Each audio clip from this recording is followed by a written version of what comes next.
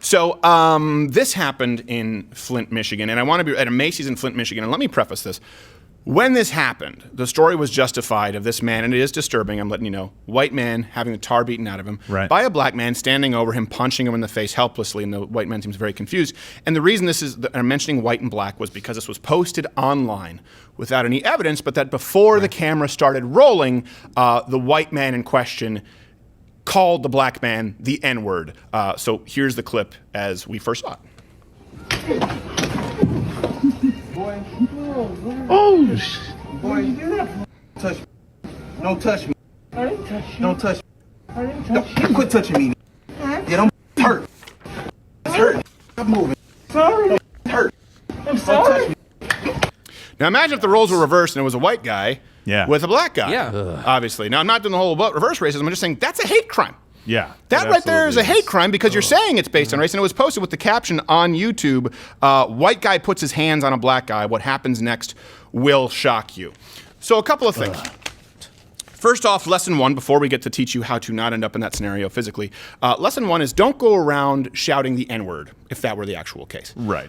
Specifically, probably a bad not plan. shouting it at people of color. Yeah, that would be. Now, I tended not to believe it because this happened in Flint, Michigan, while riots were going on. I don't believe an actual skinhead would do that in Flint if he didn't have his own crew. No, you definitely need some And I wouldn't expect it to happen in a Macy's next to the L'Oreal. No. Well, Stephen, really what happened is he gave him a cup of Flint water. So right away this didn't pass a sniff test. But don't use the N-word. Number two, if someone says a really, really, really, really nasty word, no matter how nasty, legally it doesn't give you the right to batter them, correct, Bill? He's thinking. He's okay. No. I was just trying to give you shit. So, no, you're not. You're not allowed to. I mean, there are like fighting words, right? But even that area of law has completely gone away. You are not allowed to go and have someone insult you, and then you just go, all right, let's just deck them in the face. Right. Yeah. There's a This is difference justified between now, mutual combat and mutual combat states where you both agree we're going to settle this. And some law enforcement officers don't do it. In Washington, for example, they do. There are a lot of videos where it's a mutual combat state, and the cop shows up and goes, all right, and lets them go. Almost like a hockey referee. Oh, wow, that's like hockey. I love it. You sit there 5 minutes in the box. All right, go home to your mom. You there. Kick him in the box. Yeah. So then Macy's did release a statement saying that, of course, this was all entirely false, that the attack was completely unprovoked. And keep in mind that Macy's really didn't want to do that. How much do you want to bet Are they that if they could canceled find already? any reason to, they would throw this guy under the bus? These are the people who Macy's, this corporation, decided to publicly release that we want to support equality and Black Lives Matter. And by the way, when they talk about equality, I think you see it on Discord, you see it on Twitter, you see it on YouTube. It's like, we want to support, well, what do you mean? What do you mean supporting equality? What systemic racist discrimination do you need to fix specifically? Right. Yeah. And how does that relate to a man beating the hell out of someone at Macy's? Here's the kicker. The guy who they said yelled the N-word at him or muttered the N-word at him is a Macy's employee. So he's a Macy's employee with a very long track record. They have security camera footage. They reviewed all of it and said that it was completely unprovoked. I'm willing to bet if he even had a lilt to his voice, Macy's would fire him. So they really did not want, guarantee you, they didn't want this kind of heat. And then identified the two people of interest in the video were Macy's released this, or NBC, 18-year-old Demir Kennell Palmer of Mount Morris and 22-year-old DeMarque Javon of Flint there. And this is a quote, actually, too, when asked about it, the person who was videotaping it, I guess a self-styled rapper in Flint, Flint said, yes, we made a petty joke and asked the guy if the shirt was too little when he could have asked me. This is a quote, so it doesn't really make a whole lot of sense, but I'm not the most articulate person.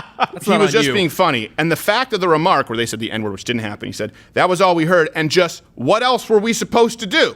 In this age and time, it was just instinct. What else were you supposed to do? Not act like an animal? Yeah. How about that? Are you saying, no, I'm saying you, there, without a shirt, in Macy's, beating up a man, that is acting like an absolute animal.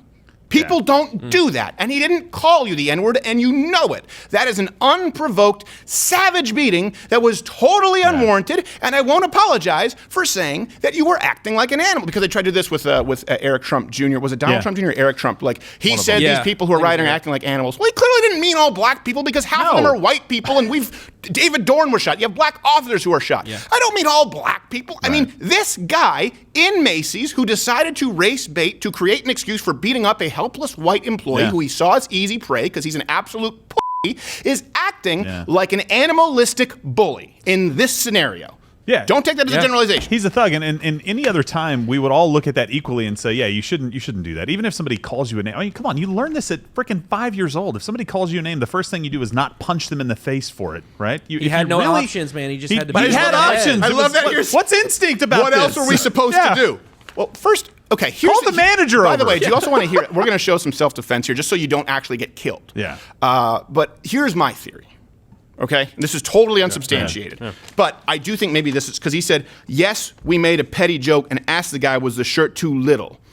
So understand. my guess is maybe the employee, because they went up and said, is the shirt too little? And they were wearing a bit of a tight shirt. He could have said something like, well, I don't know, maybe it could be a little bigger, or there are bigger sizes over there. Right. So the only way they can maybe justify it is bigger. maybe, and it's through a mask, because now COVID's made a comeback. Right. It's COVID too. It's back. COVID harder.